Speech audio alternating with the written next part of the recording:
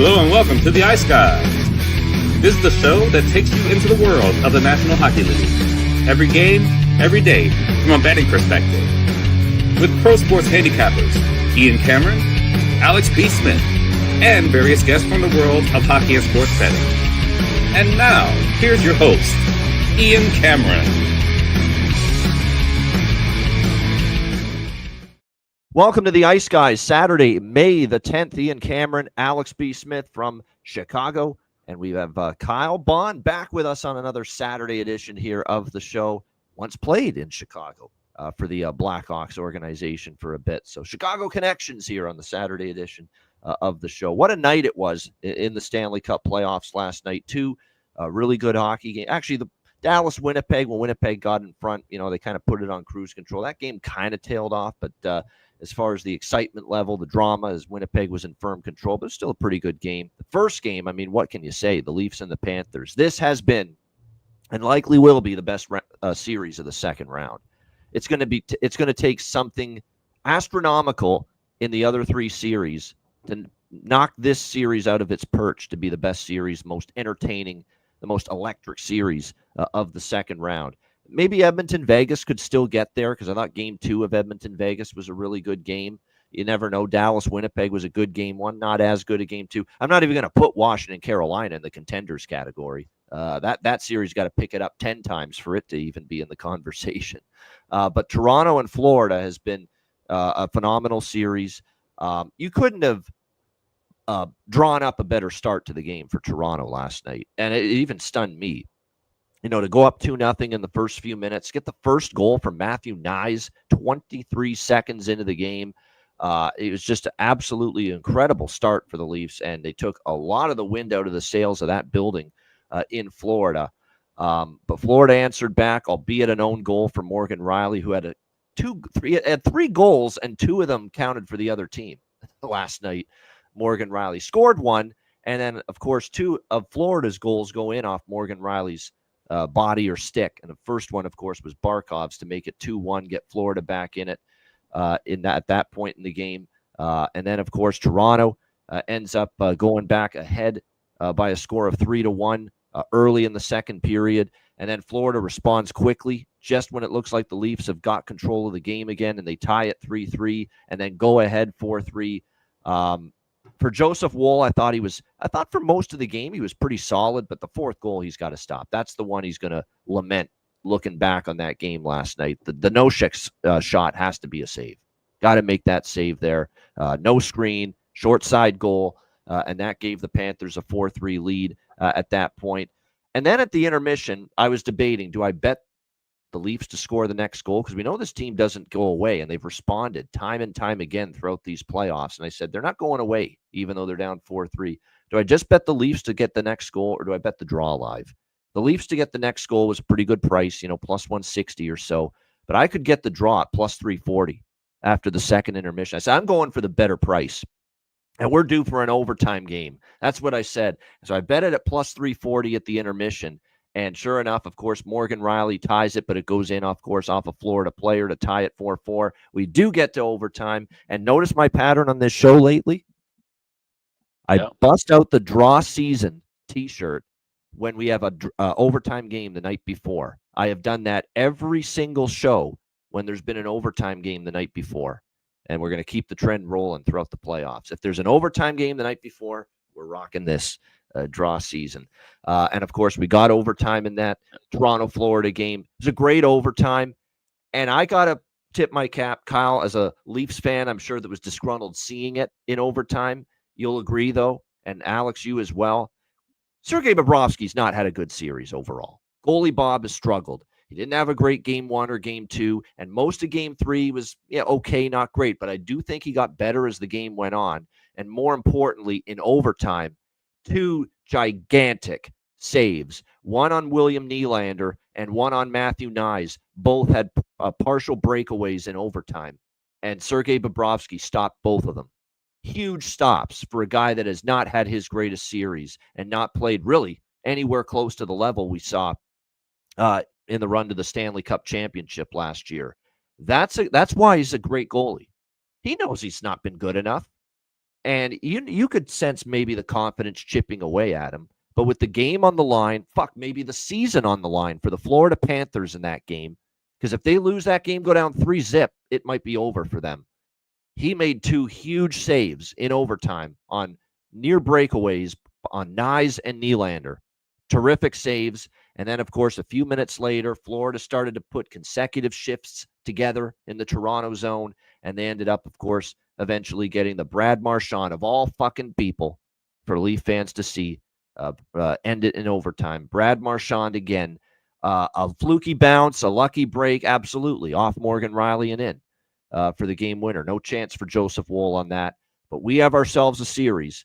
2-1 Leafs after the Panthers get a must-get Game 3 in overtime, and another just terrific hockey game in this series between these two teams. And I know Leaf fans and the ones that really like ragging on the Leafs are saying the Leafs choked again. The Leafs did not choke again. That's a bunch of nonsense. They played a hell of a game on the road last night. They could have easily won that game. There's not really much they wanted to change. They went toe-to-toe in a spot where Florida was going to throw daggers at them, trying to avoid going down 3-0. And the Leafs were still right there to win that game. The only thing they'll feel upset about is we had 2-0 and 3-1 leads. We couldn't win the game, but it's not a choke. Get that word out of your system about last night for the Leafs. Not a choke. Florida brought everything they could had at them, and Toronto was right there with them in a max desperation spot for the Panthers. The Leafs were right there with them to win that game. It's not a choke. In my opinion. I know people love just banging on the Leafs, bashing on the Leafs constantly. Not a choke. Not a choke. You can say if maybe they're down, 5-1 in game 5 or 6, if they're trying to close out the series and they blow that game and lose game 7, then you can call it a choke. Then you can probably have some backing and some street cred to call it that. Last night was not that. Last night was just one of those games where Florida dug down, and the Leafs were still right there with them in a game where Florida had to throw everything at Toronto. So, like I said, great win by Florida. Heart of a champion showing. Really, it showed multiple times heart of a champion for the Florida Panthers last night. Down 2 goals twice and still find a way to win that game. Alex, it was another great game in this series. Yeah, absolutely. And like I said, you can't call this a choke, but now you have to avoid losing game 4. Yeah. Because that's when you start getting into then the pressure shifts. Area. They're not in trouble. No, nobody's in trouble in this series right now until a home team loses. That's what this series has become, with the home team winning. Yeah, but we say that, and we love to say that, but at the same time, if you can't win on the road, then you're kind of in trouble. So, and especially if you don't have home ice advantage. So, like I said, but it was a competitive hockey game. It was a good back and forth battle. It wasn't something where, like you said, yes, you blew a 3-1 lead. Okay, that happens all the time. But the fact that you tied the game up still showed that you're in the fight. That's why it's not a choke. They were down 4-3 in the third, and they tied the game. Right, that's what I'm saying. So it was just a good, competitive, balanced game that you want to see in the playoffs, and Florida happened to win it. No doubt. By the way, Florida, and this is Florida. I don't hate them for it or fault them for it. I think it's just, it's the way they play. This is tooth for a tooth and eye for an eye. They will do anything physically and violently to beat up the other team. I'm seeing Tkachuk, and it doesn't matter who it is, anybody on that team. Mikola's doing it. Ekblad did it a bunch. Just elbowing guys after the whistle, just that extra whack with the stick, an extra little push from behind, a little punch in the face. I saw Anton Lundell absolutely run Mitch Marner into the boards way after the whistle on one play last night. They're a fucking dirty team. They are a dirty team as far as getting, just the subtle shit. Right. A little extra punch after the whistle, little extra cross check, basically Lundell just ramming Marner into the boards way after the whistle. And that's what they do, though. You've got to deal with it if you're Toronto. You've got to not snap at the other team because of it. You've got to kind of take your lumps, and you hit them physically, but the retaliation shit always gets called. And yes, it could feel like Florida's getting away with a few things, but if you retaliate, you're the one that's going to the penalty box. I've watched this sport for 30 years. That's how it works. So Toronto's got to maintain their cool, even though I'm sure they want to wring the neck of some of these guys. Yeah. And the thing about that too is That's the veteran presence, right? Like that's what we talk about. We talk about playoff experiences. Yeah. Knowing how, knowing that those hits add up over in a series. Knowing how to hit guys, when the timing to hit guys and not get caught. Those things you don't you can play this game for 20 years, but you have to be in those situations to learn and actually go through that. And am I right, Kyle? That's something that you develop over time, knowing when and how to play physical and even dirty at those times in a playoff series. 100%. I think the way you could see it last game specifically, like Florida was just throwing the body every single time the Leafs touched the puck, and the Leafs continued to stay in the fight. I like that they stuck to their game. They continued to just sort of focus. But I will say, and in the second period specifically, I know there was some line matchups that Florida intentionally changed to get Barkov and Reinhart away from the Matthews line. But it like Nylander, Tavares line seemed to sort of disappear a little bit, and like that's where you start to get nervous because like game in, game out, every time you touch the puck, now you're thinking who's coming to run me, even if it's not obvious, right? It's like I know someone's coming to get me.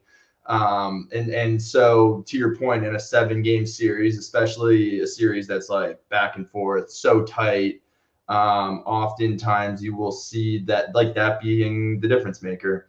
And it's like Tanev disappeared for a little bit. He's been an absolute warrior. Like that's what the Leafs have been missing in the past years. But how much can that guy just keep eating it night in, night out and still being impactful without sort of having like just, you can't play with any sort of thoughts in your head, in the back of your head, even if it's like not at the front. It's just, but then it's just like get rid of the puck, and then all of a sudden they can't break the puck out, and that's when Florida starts rolling. To the point about the home ice advantage, it's like I think it's actually showing here pretty clearly, and it's like that coaching change probably was really a big part of the reason why Florida ended up winning that game. So yeah, no, I'm excited. Definitely the best series. I very well can see this going to 7 games, and as we all know, those are really a coin flip.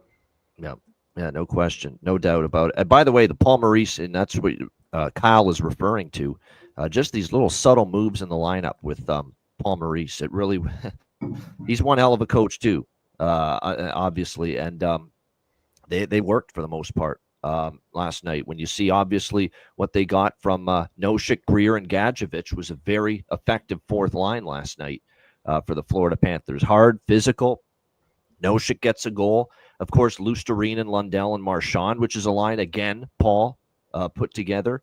They've been arguably the best line in this series for the Florida Panthers. We finally saw Verhaeghe get going last night. Rodriguez, Barkov, and Reinhart had a much better night. All 4 lines were good last night for Florida, unlike the first 2 games. That ended up being the difference maker for them in the end. So great job by them. Ekblad and Forsling were really, really good last night, the top pair for the Florida Panthers. So great win for Florida, and buckle up, strap in. I'm sure Kyle was hoping for, a quick series, an easy series. He was hoping, he probably wasn't thinking it was going to be a quick and easy series, but he was hoping for it.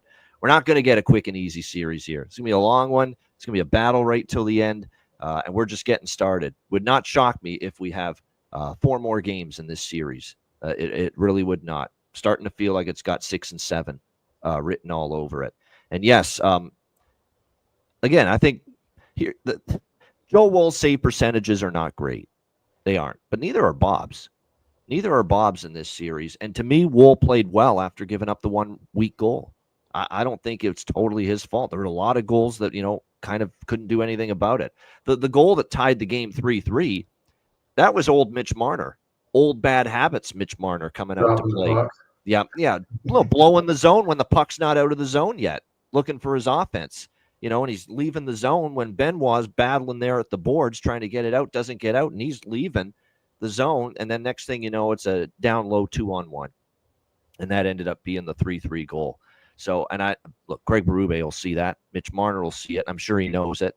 Those are the old bad Mitch Marner defensive habits. And we haven't seen much of that from him in these playoffs until that moment. So he knows he fucked up there. Sure, you don't have to tell him.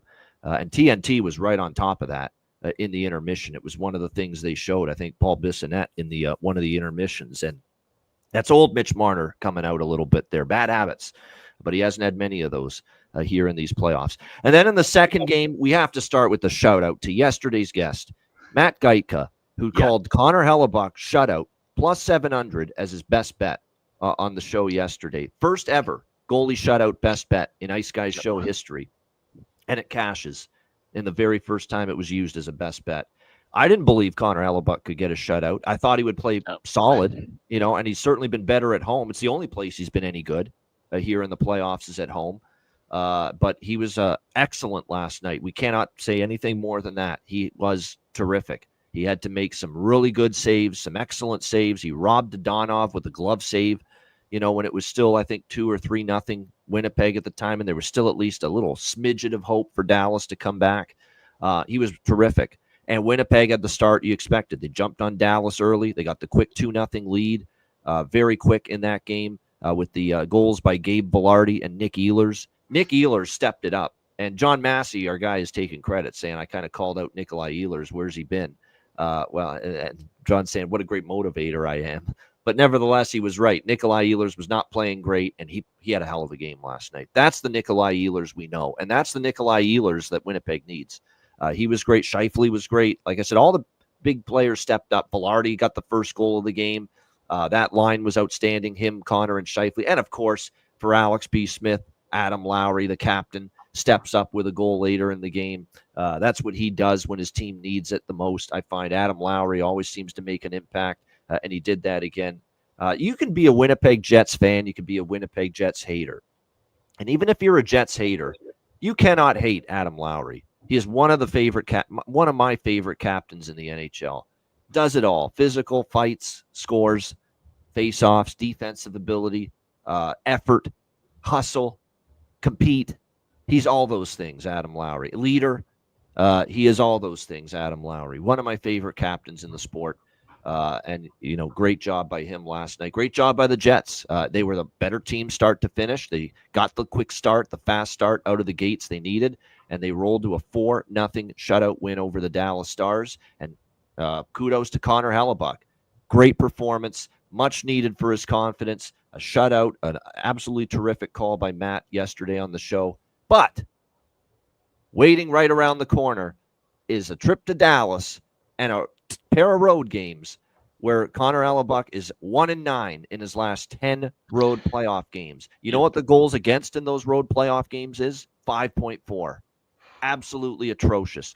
5.4 goals against average in those 10 road playoff games where he is 1-9. And not only 1-9 in the last 10 road playoff games, in his last 4 road playoff games, all of them losses, he's been pulled from the game. In each of his last 4 road playoff games. So you talk about, he's got his confidence a little bit and some mojo back after last night. He's got the demons calling on him all over again going into game 3, those road demons. This is going to be just a fascinating pair of games to watch in Dallas. Can Connor Hellebuck slay the road demons, slay the road beasts, or is it going to be the same old shit? Hellebuck getting lit up like a Christmas tree on the road in Dallas like he was in St. Louis. Remember, the Jets went 0-3 in St. Louis in that series, and they got lit up by the Blues offensively, and specifically Connor Hellebuck. That's the biggest question moving forward. Can he slay the road dragons? All I will say going into tomorrow, and we'll talk more about the specific game tomorrow, game 3, I'll believe it when I see it. When it comes to Connor Hellebuck playing well I got to see it first before I believe it. Alex, your thoughts on a big game 2 win for Winnipeg, a game they had to have? Absolutely. And I felt confident that they could win the game, but certainly I feel confident as Matt with that shutout. That is just absolutely amazing. And I was just hoping that it would come through watching the last 5 minutes. I'm like, all right, we got the win. It seems like let's go on and get this shutout from Matt. So that was a really cool thing and a great moment for the show. First bargain bin shutout ever.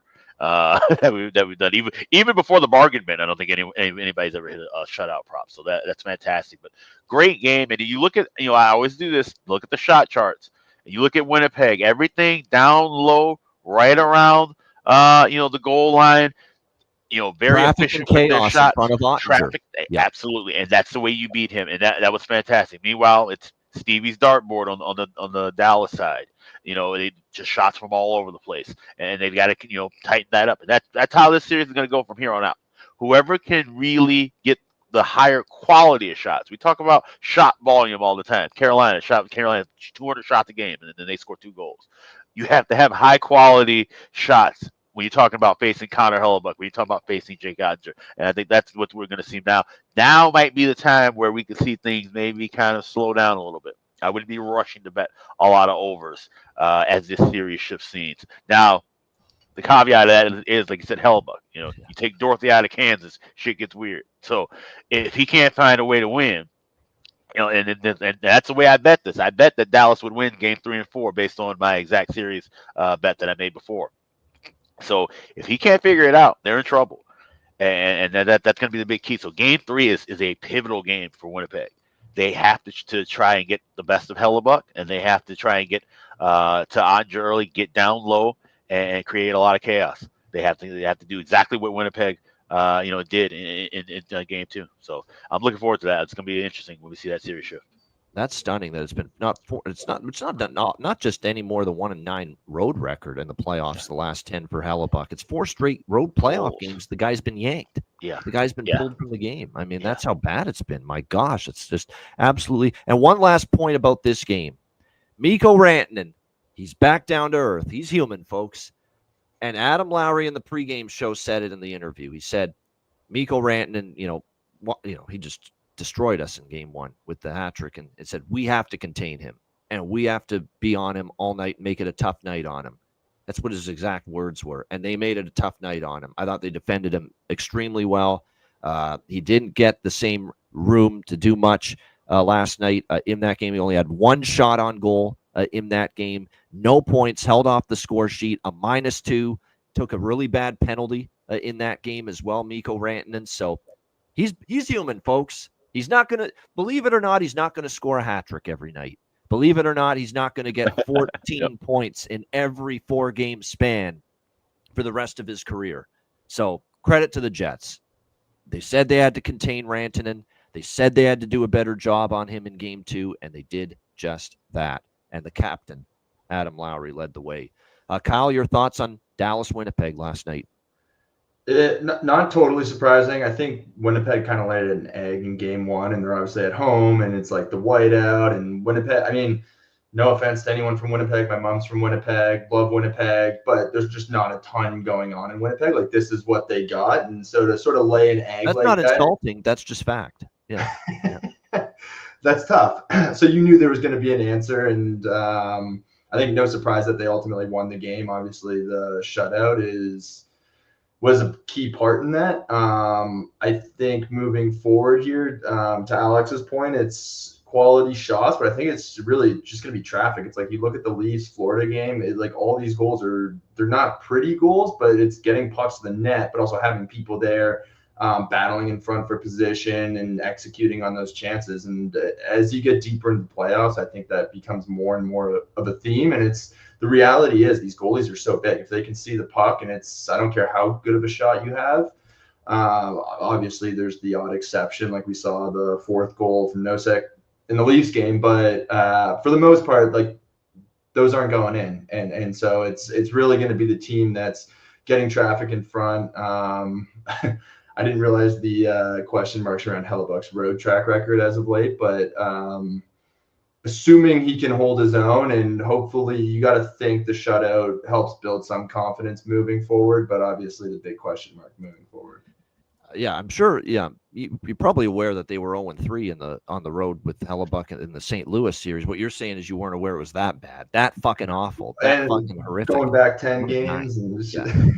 My gosh, this goes back 3 playoff years. Mm-hmm. First round of Colorado last year, where they got knocked out. First round against Vegas 2 years ago, where they got knocked out.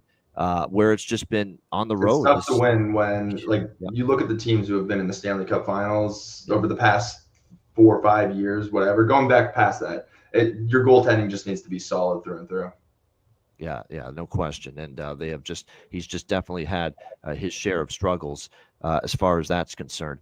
It looks like we have some breaking news to report about a key injury situation in one of these series. So breaking news right now. This is breaking news from the Ice Guys.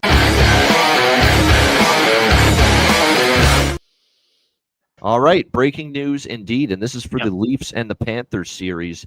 Anthony Stolarz, it's not really shocking news to me, but he's unlikely to return for the remainder of the series against the Florida Panthers. In fact, he hasn't even begun skating just yet. So that is definitely something to look for. But definitely Anthony Stolarz not coming back in this Leafs versus Panthers series. So generally is what I thought. The more this was going on, he didn't even trade, he didn't even travel, I should say, with the team to Florida for these 2 games. So I kind of figured that's a sign that he's definitely not coming back in the 2 games in Florida. But it was starting to lead me to believe that, Anthony Stolarz is probably not coming back at any point in this series. Like, he hasn't even begun skating on his own yet from the whatever happened to him in game 1. You can debate it all you want. Was it the Sam Bennett contact? Was it the puck he took high in the head area, the mask area in game 1? But the bottom line is, whatever affected him and caused him to puke, they got the fucking puke bucket out for him there on the bench, and there he is throwing up there. So Stolarz done for the series. And now it's just a question of, if the Leafs advance to the conference finals, will he be available for that series? That's still up in the air, but we will not see Anthony Stolarz for the remainder of this Toronto. So it's Joe Woll, sink or swim with Joseph Woll for the rest of the series here for the Toronto Maple Leafs against the Florida Panthers. And there is actually some more breaking news that I'm seeing. This is a huge development. Calvin Pickard not on the ice for the morning skate for the Oilers tonight prior to Game 3 in Edmonton. Stuart Skinner, a chance he's back in net tonight for the Edmonton Oilers, who has not had a great play. He was not good in the first 2 games that we saw. Remember, 2-0 deficit against LA. Those were the 2 games that Skinner started. Now, it's not just all on him, but he didn't play good. The whole team struggled defensively. This is a defense that's played better in these recent games. So maybe that opens the door. Skinner will be better this time around, but there's a chance that Skinner starts tonight. Pickard hasn't been ruled out yet, but we're starting to see more and more that it might be a Stuart Skinner night. He's in the starter's crease. Calvin Pickard's not on the ice from all these images I'm seeing. So I think we're seeing our guy back in net tonight. Skinner, he will be back here for the Edmonton Oilers tonight against the Vegas Golden Knights. Now, again, we'll talk about this in a sec more because we're going to be talking Edmonton, Vegas, but we'll get into it more there. But I'll just say that the Edmonton Blue Line's gotten brick by brick better and better and better throughout these playoffs. Unlike the mess and the shit show they were early in the LA series when Skinner was fed to the Wolves a bit by that struggling Blue Line. So maybe with the Blue Line playing better and with more confidence, it's going to lead to Skinner playing better tonight if he indeed gets the start in net, which it looks like he will. But we will get to that more in depth in just a moment. We will begin our 2 Saturday games with Washington and Carolina. Series tied 1-1. The first game of today's doubleheader. We got Carolina minus 250, home favorites, 5.5 the total here in this game. The Carolina Hurricanes dominated game 1, and they did it with just relentless amount of time in the offensive zone. It felt like Washington couldn't even get the puck out of the zone for most of that game. Now, even though Protas got the first goal, Carolina battled back, tied it, and then they won in overtime on the Jacob Slavin seeing eye shot. I thought Washington was better in game 2. They weren't hemmed in their own zone for the whole game like they were in game 2. And they started that game pretty slow as well. But gradually as the game went on, they got better. They got stronger. They ended up obviously cashing in on the first goal from Connor McMichael, turnover in the neutral zone. What a hell of a shot it was, too, to beat Freddie Anderson. Just a terrific, perfect shot. And then, of course, a great power play goal to give them a 2-0 lead. Carolina cuts the deficit to 2-1, but that's as close as they would get. Capitals put it away with an empty net goal, and they win game 2, 3-1 to tie up the series. One thing that's worth noting about that game is the Capitals only getting outshot 28-21. So the shot, margin was much closer. Washington was not in their own zone anywhere close to the amount of time, the amount of minutes they were in game 1. There was much more physical and emotion in the game, physicality and emotion in that game for Washington. I thought they were sleepwalking. They looked like a bunch of ghosts out there in game one against Carolina. They really upped that ante as far as the emotional and physical element, and Tom Wilson was in on everything. It felt like every big hit. He was in the scrums after the whistle, and Washington elevated their game. But Carolina will push back strong, and Carolina has been for years under Rod Brindamore an outstanding home team. Their home record in the regular season this year, 30. Actually, if you include the playoffs too, 34-9-1. Pretty damn impressive here at Lenovo Center. In Raleigh. Obviously, in the first round against New Jersey, they swept their home games. They won game 1, 4-1, game 2, 3-1, and then they closed out the series in game 5 with that 5-4 overtime win. That's the game Jacob Markstrom is the only reason. That game went to overtime against New Jersey. But 3-0 in the playoffs at home. The problem is the price. All of that is great. I expect Carolina's probably got a really good chance to win this game. They're at home. They're off a loss. They've been 3-0 in the playoffs at home. But you do have to factor in just a little bit. 3-0 against New Jersey, decimated on the blue line, and no Jack Hughes. You have to factor that in. Yes, they're 3-0 at home in the playoffs, but, New Jersey team that was just ripe for the picking, if you will. No question. I do still think Carolina is a touch inflated. So I'm going to I have to take a little Washington at plus 200. I do. And this is not, I don't feel strong about Washington winning this game. I think it's very possible Carolina bounces back and wins this hockey game because they played two pretty solid games. They didn't play as well in game 2, but to me, it's just a little inflated here on the Canes, in this minus 250 price range. I think 200 is a little value here with Washington, but I do like Carolina scoring in the first period. The angle's been great. The team that lost the previous game, I think, Kyle, you heard about this the last time you were on the show with us. The team that loses the previous game scoring in the first period has been money. It's been phenomenal. Jonathan has the exact records, but off the top of my head, I think it's like 31-13 or something like that. And it was 2-0 last night. Florida scored in the first period off a loss, and Winnipeg scored in the first period last night off a loss. It's been great. So I'm going to go back to the well. Carolina to get a goal in the first period. It's around minus 150, the price with that. It's not great, but like I said, it's not juice if it wins, right? You don't pay the juice if it wins. And these bets have been winning, more often than not with the team that lost previous game of the series getting on the board in the first period. So we'll lay the big number. It's actually gone up a little bit. Holy shit, because you're right, the money's come in on Carolina. It's up to minus 175, minus 180 now. Holy shit, with the first period. We'll lay it. I did, I laid it with Florida, and it was a pretty big price last night too. So we'll lay it. Like I said, it's a terrific angle, and I expect Carolina to get on the board early. But I'm not touching any more overs in this series. No, not doing it. I think the goaltending from Thompson's been too good. There's not been a lot of flow, and there's not been a lot of rush chances in this series. There really hasn't been. The teams have had to execute offensively 5-on-5 defense. There's not really been a lot of counters. There's not really been a lot of pace. There was a period of time where in game 2 where there was a little flow and a little back and forth for a bit, but most of that game was pretty stagnant, and slower paced. So 2 unders in this series already. You had a 2-1 game and a 3-1 game, and the 3-1 game had an empty net goal to make it 3-1. So really it was 3, natural goals, if you will, in game 2.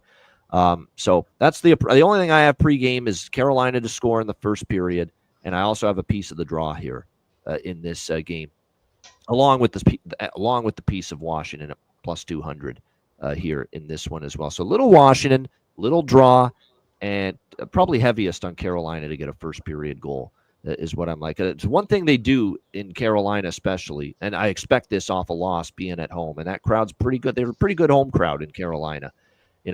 They always carry the play, and I expect them to carry the play significantly, especially early in the game tonight, Carolina. So that's going to go part and parcel with some of the props that I'm going to mention in just a bit that I like for this game here tonight. What do you think here, Alex? Game 3 as the scene shifts to Raleigh, Washington, Carolina. Yeah, I think this is going to be a good back and forth battle, but this is a Washington team, like I said, they have those veteran guys. They know how to deal in these playoff wars, like I was talking about with Florida. They know, the little ins and outs, the side games, if you will, mind games, if you will, that take place from game to game. And I have Washington to get on the board first. I bet them first goal, first period at plus 165. And that's not to say Carolina won't get on the board in the first. And I'm looking at FanDuel. You can kind of play around with some options. You can go first period, Carolina over half goals with Washington to score first. You get plus 380 on that. So there's a couple of combinations that they can fool around with. Obviously, that you get better price than even both teams to score when you're looking at that. So I do like both teams to score. You can play that plus 170, or you can get a little creative with it and go Washington to score the first goal with Carolina first period over a half. I also like this draw quite a bit. I bet that earlier today. I got plus 360 with that. I could definitely see this one kind of maybe tightening down late in the contest. Like I said, we see goals early, late second period, all the third period. This would be more of a defensive battle, and it could go into OT after that. We've had back-to-back days with at least one of the two games going to overtime. We had Edmonton, Vegas on Thursday. We had Toronto, Florida last night. That's why I'm going to start doing that. I'm going to start I think these series have shown they're pretty damn competitive for the most part, that if you sprinkle the draw in each game, there's a good chance you're going to be profitable. There really is. And we're starting to see that. These series are very close, very evenly matched. And the draw's got a higher probability because of that. So I think if you sprinkle the draw in each game, you probably may come out profitable in this round. I think there's a really good chance you do, because all you got to do is hit 1 out of 2, 1 out of every 3 even, and you're going to end up being profitable with that. Kyle, what are your thoughts here on this one? Game 3, Caps, Canes. Looking forward to this game. I think Washington was tough to watch in game 1. Really tough. Yeah. Put me to sleep. That's how tough it was. But they came back out in game 2, and you sort of saw like the Tom Wilson, I think, kind of led the team, just started throwing his body around, super physical. Seemed like they started to settle in. Some of the younger guys seemed to find their game. So expecting a much closer game. I also expect Carolina to come out hot. So definitely like them first period goal. I like Washington from the odds perspective. If you're going to lean one way or the other, I'm not overly confident in Washington ultimately winning this game. And so I do actually also like the draw. You go. There it is. Jonathan Davis has it for us. There's the numbers for the team that lost the previous game. The team that lost the previous game in a series is 31-13 to score a goal in the first period. They're 29-15 to score the first goal of the game, which is still pretty good. Problem is Carolina is going to be a crazy price to score the first goal of the game tonight. You got to go the first goal, first period method if you're going to take them to get anything reasonable on it. So that's the or parlay it, parlay it with something. Parlay it. Yeah, there you go. But the numbers, yes, have been excellent. There's no question about that. Good stuff indeed. Prop-wise, I'm more than just obviously you got to stick with the players that have been getting it done. As far as if you're going to go with points in this game, as far as point props, if you look at the players that are, John Carlson's 3 games with a point, Protas 2 straight games with a point for Washington. On the Carolina side, this is again with them being at home and Rod Brind'Amour having the opportunity to get last change going. Obviously, that's going to benefit the top line for the Carolina Hurricanes for sure. Aho, Svechnikov, and Jackson Blake. But Jackson Blake remains the value player on that line as far as their props, goal prop, assist prop, any points props. I still am going to come back to the well with Logan Stankoven as well for Carolina with Kotkaniemi and Taylor Hall and Jordan Martinook. Jordan Martinook's not going to hit every game, but like I said, he's that prototypical third-line player that often elevates his game offensively in the playoffs for Carolina. Like I said, I'm going to come back to the Protas well for Washington on that top line. McMichael and Wilson, I'm interested for the Caps as well. McMichael's had a really good series, and he's getting his nose dirty. That's what I like for sure about his game right now, Connor McMichael. And then I'm going to give you a betting concept to rock with and roll with in this game, in my opinion. Carolina's a high-volume shooting team, right? Especially at home. And off a loss, I really expect them to be a high-volume shooting team tonight. And they always are. They throw every puck at the net. That's been their style for years under Brind'Amour. Whether it's stacking or laddering or parlaying a slew of Carolina shots on goal props, Aho, Svechnikov, go on down. Those are the big ones that you definitely would want to target, is Aho and Svechnikov for sure on that top line for Carolina. But you parlay just a couple of shots on goal props, and you also maybe consider parlaying a couple of Seth Jarvis is another one, but a couple of Washington Capitals blocked shots props, and you target the one defenseman you may not want to put in block shot props for Washington is Carlson, just because he plays more of that offensive role too. I'm talking about the guys that are really the stay-at-home defensive type of defenseman on this Capitals team, like Trevor Van Riemsdyk. Rasmus Sandin's been a pretty good block shot candidate. Matt Roy.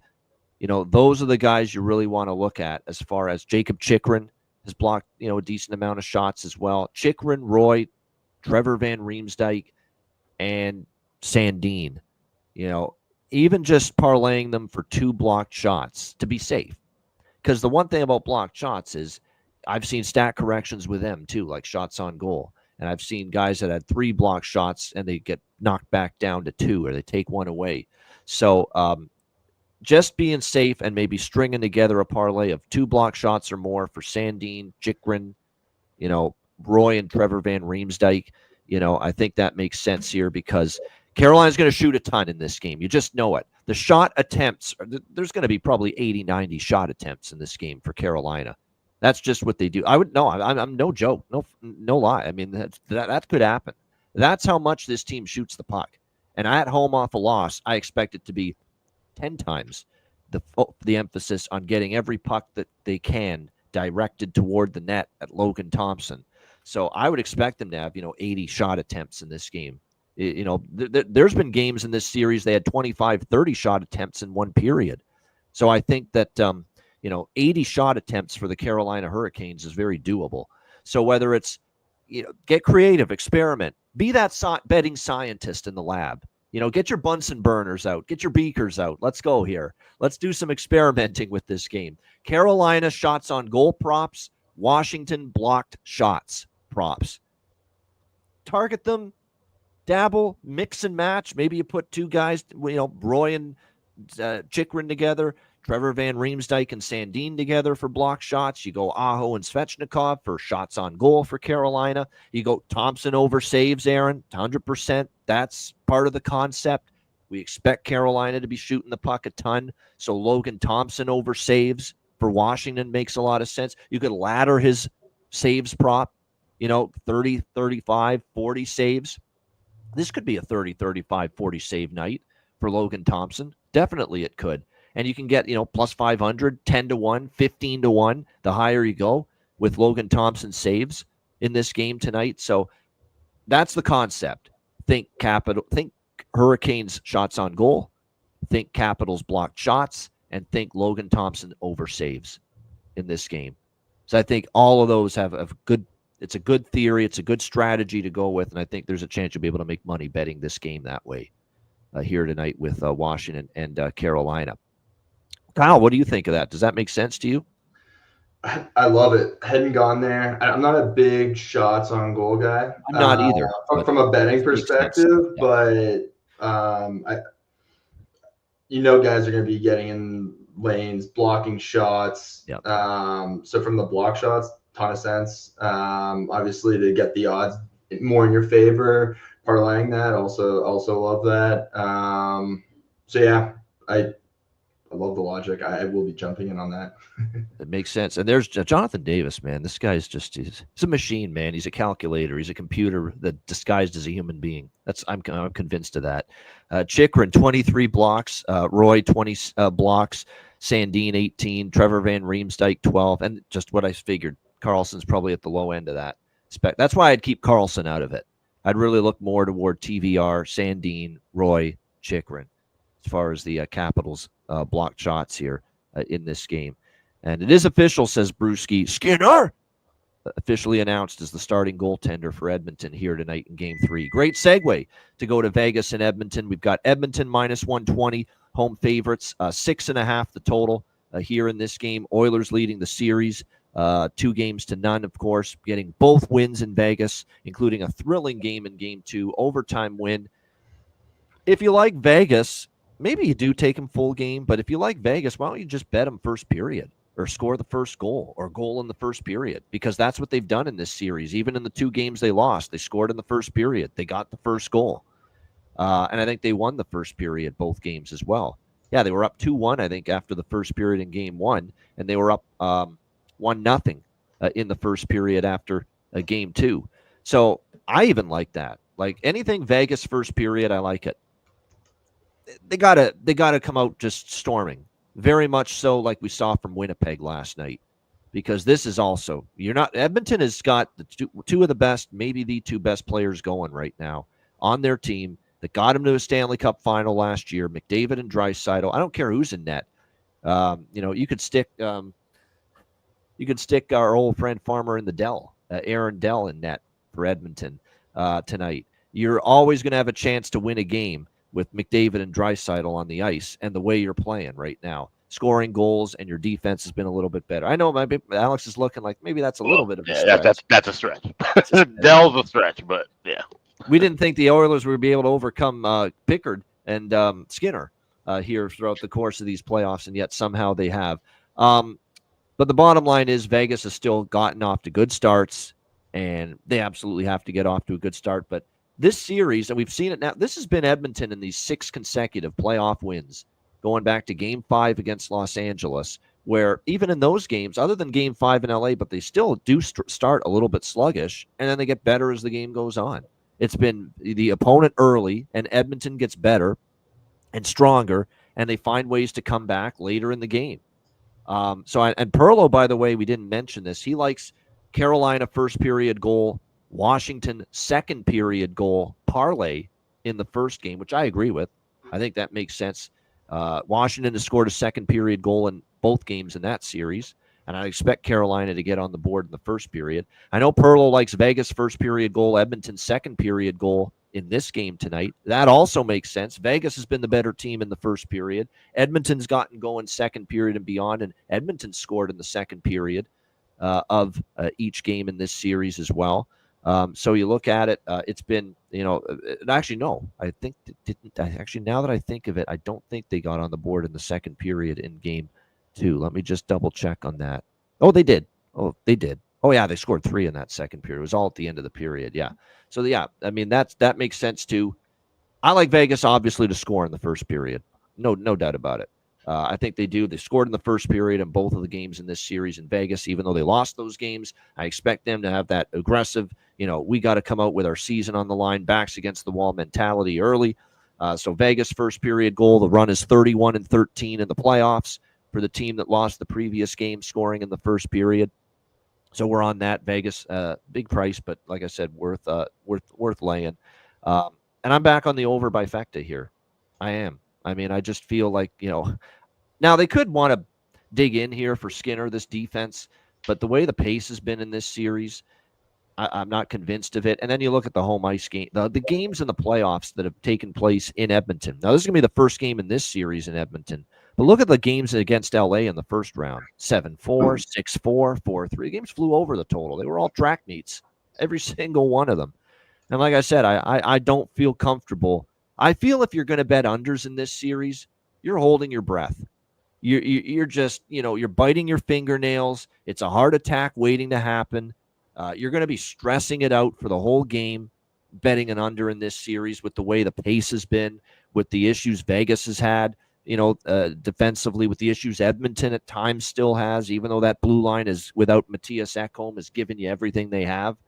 And then, of course, you've got Aiden Hill playing at a subpar level. He has not played well in the playoffs more often than not, and I think he's gotten a little bit worse here in this series than he was against Minnesota in the first round. And now with Skinner likely starting in net with Pickard sidelined, he was awful in the first 2 games against Los Angeles when he started against the Kings. To me, it's too much.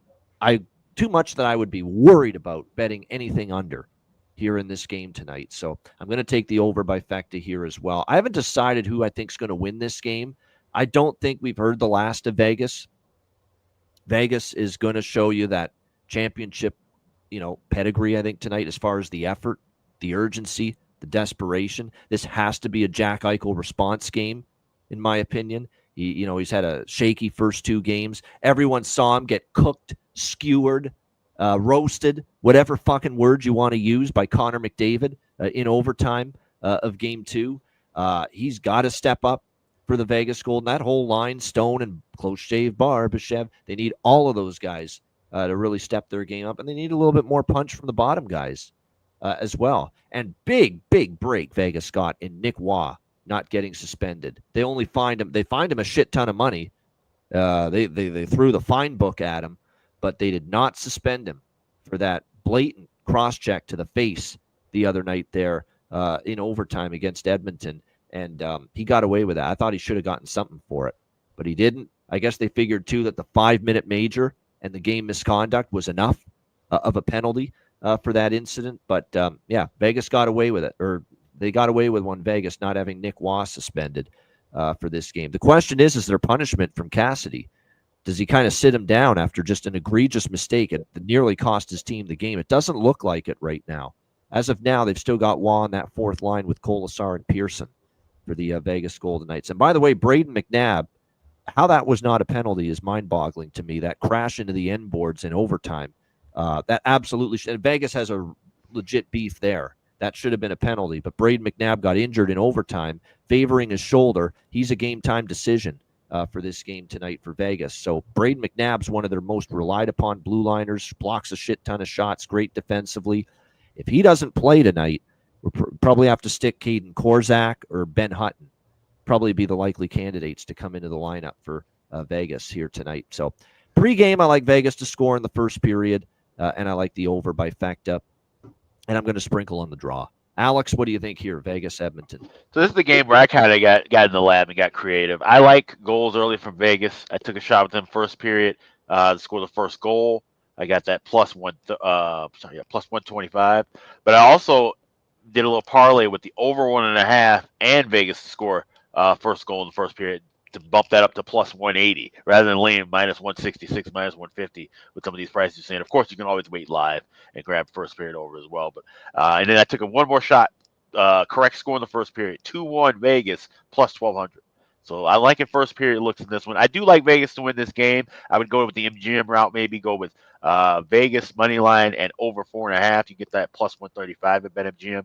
Even the old Matty Rob special is good as well. First period over and over 5.5. So those are things I'll have a little piece of all of those in pocket tonight. Yeah, let's give a little props to Alex for that approach last night with Dallas and Winnipeg, where he went with Jets and over 3.5. It cashed. Jets and under 6.5, and it cashed. Both of them. Yeah, great approach. Under 7.5 with that. With the other under 7.5 with that. Yeah, you might want. Hell, you may need under 8.5 in this game tonight. Yeah. Under's not advised in this one. No, it's just until I see it. I mean, yeah. Now I know Game 1 barely stayed under. It was 4-2. But there were more than enough pace and there was more than enough pace and more than enough chances for that game to go over. It was definitely not an under pace or an under game as far as the style of play, and obviously Game 2 is not. So, and these Edmonton home games, at least in the Kings series, like they were rocking chair over winners. All 3 games in the Edmonton LA series that were played here in Edmonton. So, yeah, like I said, it's hold your breath if you're daring enough to bet an under, in my opinion, with these teams here tonight. Kyle, what do you think here, Vegas, Edmonton? I'm, to be honest, been a bit of a pretzel with the Pickard-Skinner situation. I played with Pickard, so biased and lean that way. But he's been the hot hand. You got to be impressed, man. He's given them everything he's got. It's been impressive. And I get he's not like this tenured NHL, been there, done that guy, but like the wheel's not broken, why fix it, sort of thing. And like I feel like the mentality on the team, there's a level of like, all right, we're going back to the guy who started the playoffs 0-2. So this is definitely an injury. This is not him getting. This is not a goalie switch. This is definitely Calvin Pickard's injured. Something's bothering him. That makes more sense. Yeah. Because I was like, what's going on here? Anyways, Vegas. Chris Knobloch just said it. Like literally seconds ago, I'm seeing Gene Principe's tweet right here. Just like literally seconds ago, he's doing his press conference right now. Chris Knobloch. Seconds ago, he said Calvin Pickard is day to day. Stuart Skinner's our starting goalie tonight. So it's definitely an injury. Got it. Okay, that makes more sense. Like Vegas, though, their backs are against the wall. They've been there, done that. Championship team. Odds are in their favor, so definitely go in that direction. I do like them to come out, score in the first period. I'm gonna continue riding that wave with you guys. Hard not to. And then, as everyone's sort of been reiterating, definitely the over. I think there's a number of different ways you can take it, whether it's the first period over in the game, get creative. But those are my three bets: Vegas over, and Vegas to score in the first period. There you go. I think we're all singing from the same songbook here when it comes to Vegas, and at least with Vegas getting on the board early here in the opening period. Not to mention that, but Vegas is going to figure with Skinner getting back in net and starting for the first time, and I would say, probably a couple of weeks now since the last time we saw him in the LA series. Throw the puck at him. Confidence is not high. Force him to make saves early. Test how, in rhythm he is and how confident he is right away. I'm sure that's going to be the mantra from Bruce Cassidy and the coaching staff tonight for the Vegas Golden Knights. So that's why Vegas shots on goal, I think, are of interest to me. This got to be a Jack Eichel night. He's the guy that's the catalyst for this team. He's the best player on this Vegas team. He's got to pick it up again, and he did as the series went on. The one thing I want to point out, too, about Vegas, why I don't think they're out of this series yet, it was looking bleak at one point against Minnesota. They were down 2-1, and they had to play a game in Minnesota, a game 4. And if they lose that game, they're down 3-1 in the series. And it was not an easy game. It was a back-and-forth game 4, but they found a way to win that game 4.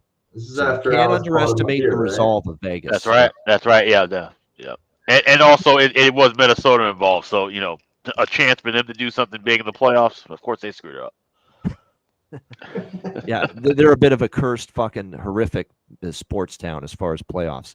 Kyle, we've talked about this on the show before. What Minnesota teams have had a boatload of playoff success in the last 30 years, besides maybe the Timberwolves a little bit these last couple of years in the NBA?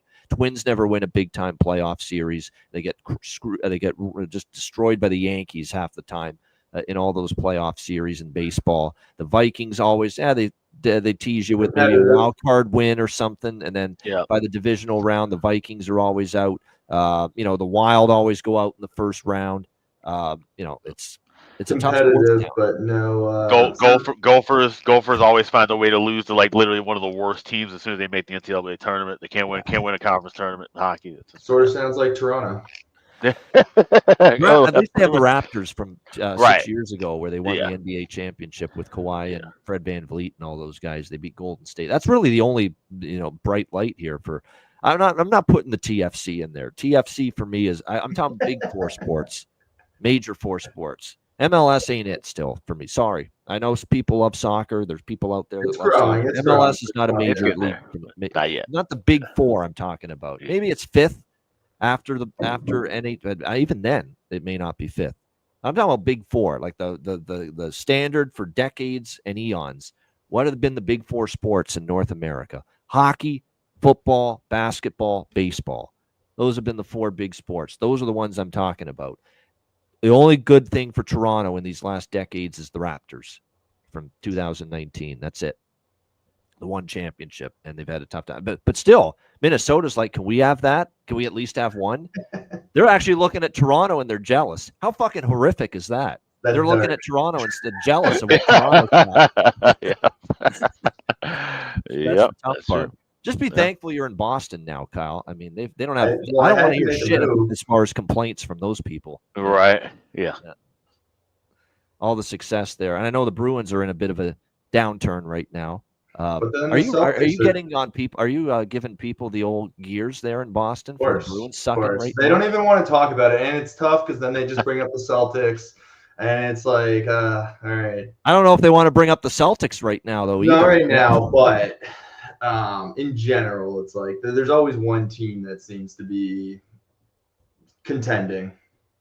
Let's get a little thought on that. I know it's a hockey show, but that's a big-time Knicks Celtics game 3 this afternoon. Even I'll be watching that. I'm actually excited for that game. It's a huge game because I think the Knicks win the series if they win that game. I think there's a chance the Knicks lose the series, believe it or not, if they lose this game today. and they open All the the door to momentum Boston. shifts back to New York. Yeah. That's biggest game of that series for sure. It's a Game 7 kind of feel to that game. And what the beautiful thing is, it's a 3:30 start. It's going to be on, and it'll probably be done by the time the first hockey game starts. Yep. So the timing couldn't be perfect. Couldn't be any better for that. So I'm sure they're on pins and needles, Kyle, in your neck of the woods right now. It was a dark day around Boston on Thursday. No one wanted to talk about it. I mean, blowing 20-point leads 2 games in a row. Yeah, no question. That is pretty staggering. Oh, yeah, props for this game, just briefly before we wrap it up. 6 is still one of the best bets going. Ryan Nugent-Hopkins, point prop. 6 straight games with a point for Ryan Nugent-Hopkins for Edmonton, and it's still only minus 130 for him to get a point. Or you could do the goal-assist split as well. Mark Stone's got 5 straight games with a point. Zach Hyman, he's only minus 110 to get a point. He's now gotten a point in 3 straight games. Evander Kane, Corey Perry, William Karlsson are on 2-game point streaks for their respective teams entering tonight.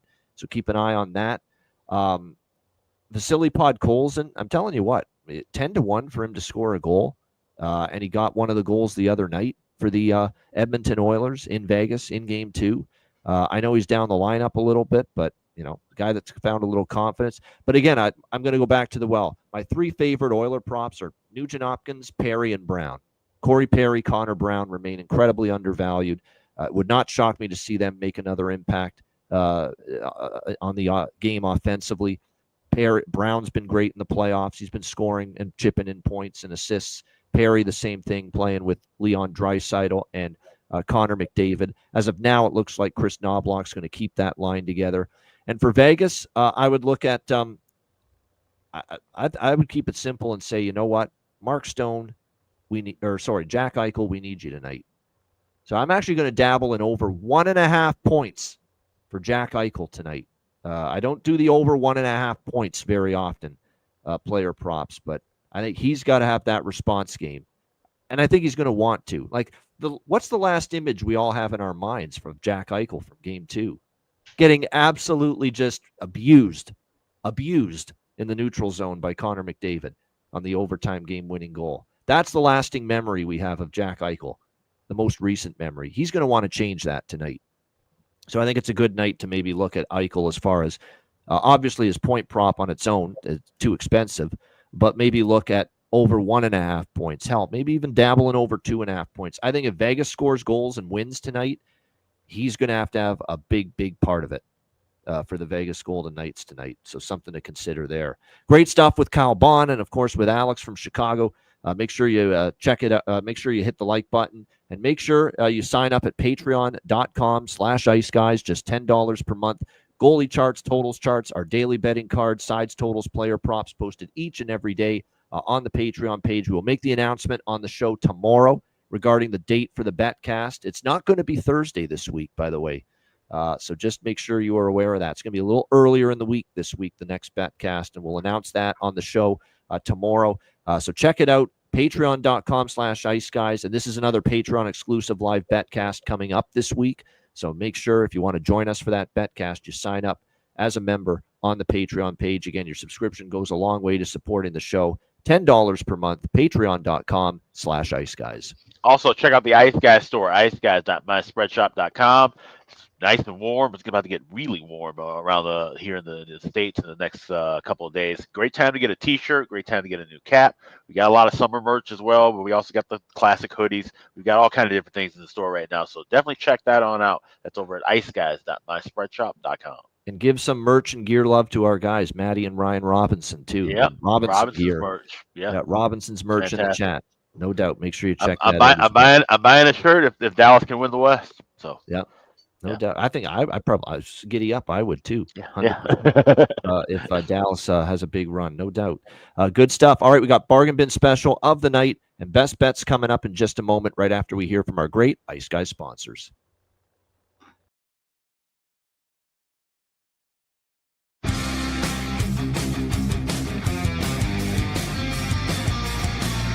Support for the Ice Guys podcast is provided by Boston Hemp Incorporated, Tailgaters Social, And a big thank you to all that subscribe to the Ice Guys Patreon page.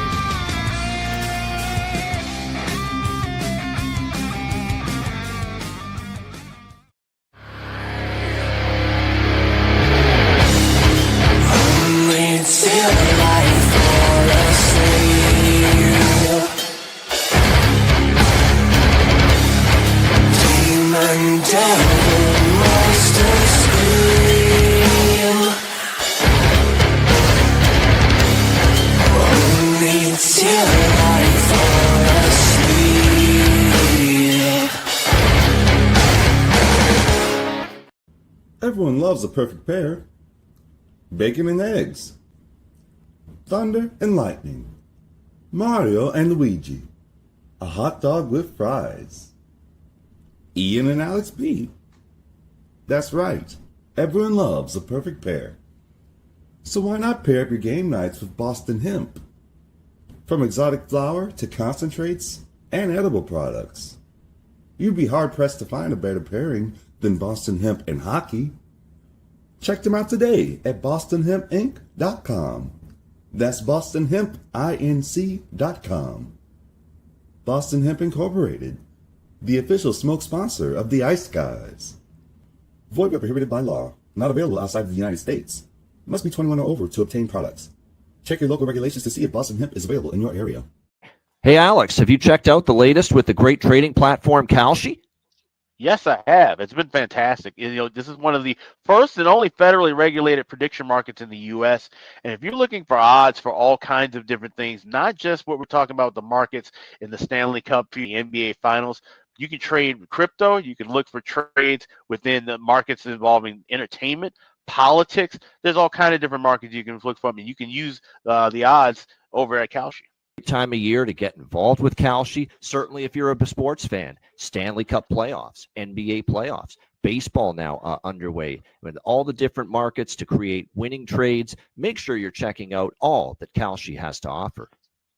Absolutely. And if you're trading with Kalshi, use the link kalshi.com/iceguys. You trade $100 or more, they will send you $10 back. So it's fantastic to use. Like I said, any kind of markets beyond sports. We're talking entertainment, politics, crypto, basically anything you want. So make sure you sign up, kalshi.com/iceguys. Note that it's live on Robinhood and available in all 50 states, making it the first legal place to trade on these kind of events nationwide. Check it out, kalshi.com/iceguys.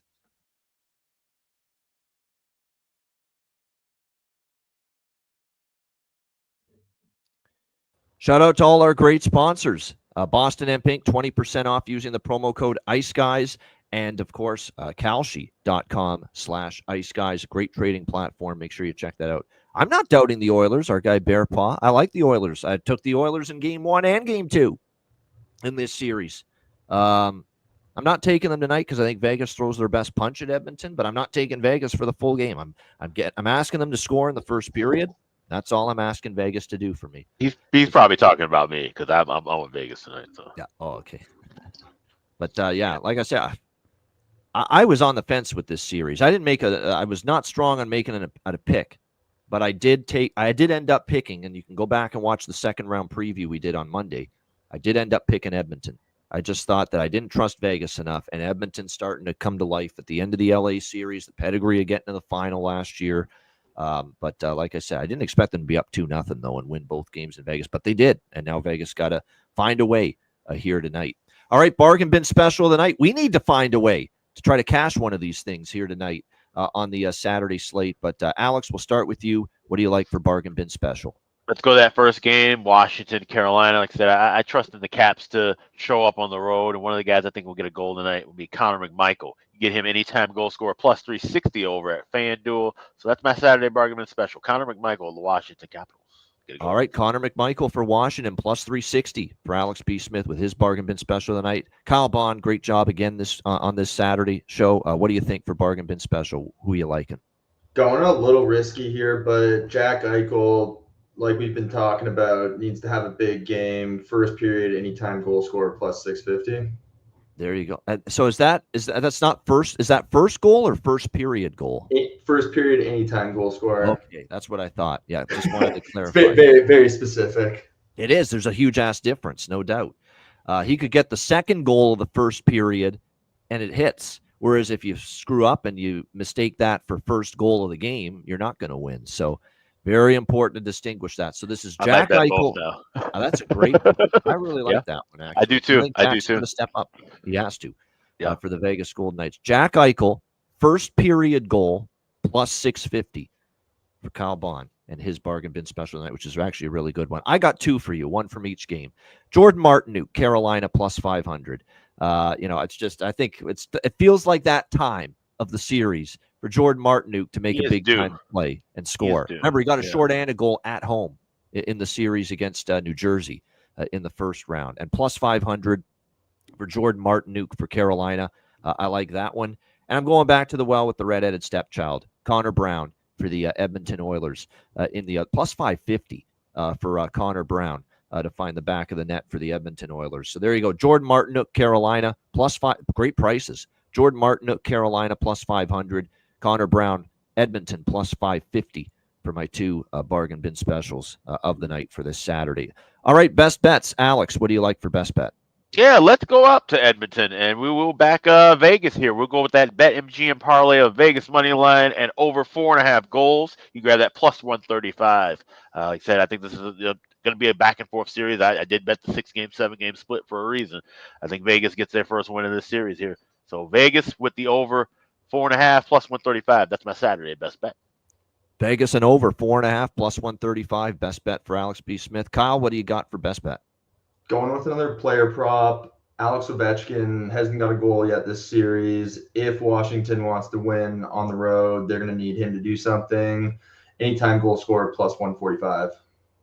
All right, there we go. Alex Ovechkin, the grade 8, the all-time leading NHL goal scorer, to finally do what we've become accustomed to. Score! We'll see if he can do that tonight. Plus 145 for Washington. Alex Ovechkin for Kyle Bond. And his best bet. My best bet for this Saturday slate. Let's just go back to Vegas Edmonton over 6.5 until I see these teams tighten up. I think it's another game with goals in it. First period over. I'm on the bifecta in this game, but we'll go with the full game over as best bet. Vegas Edmonton 3-0 to the over, by the way, in the playoffs for the Edmonton Oilers in their home games in the LA series. All 3 games flew over the total, so we'll lock that in for best bet. Vegas, Edmonton, over 6.5, minus 125 for my best bet here for this Saturday NHL Stanley Cup playoff slate. Great stuff. Kyle Bond joining us again on the Saturday. I think Kyle's got another free Saturday in a couple weeks or something, but he'll be back at least one more time before the end of the playoffs on a Saturday. Great stuff. We've got Oscar Froberg, our goalie friend from Sweden, joining us again on the show on Monday. Looking forward to that. He'll join me and Perlo on that show. Coming up. It'll be me solo on the show tomorrow. We'll do a quick Sunday show for you. There will be a bargain bin for my mom, though. So we're working on that tonight. Yeah. So I will be sending in Mama Smith's bargain bin to Ian, and I will have that for tomorrow's show. Yeah, sometimes Mama Smith's win percentage is better than ours, so you better pay attention to her bargain bin special selection tomorrow on the show. But great stuff. Hit the like button on the way out. A reminder, the Ice Guys is live 7 days a week, Monday to Friday, 2 p.m. Eastern, Saturday and Sunday, noon Eastern. If you can't watch the show live, download the Ice Guys podcast in audio form on all major podcast platforms, Google Podcasts, Apple Podcasts, Spotify, Stitcher, iHeartRadio, Amazon Music, and more. Download the Ice Guys podcast when you can't watch the show live.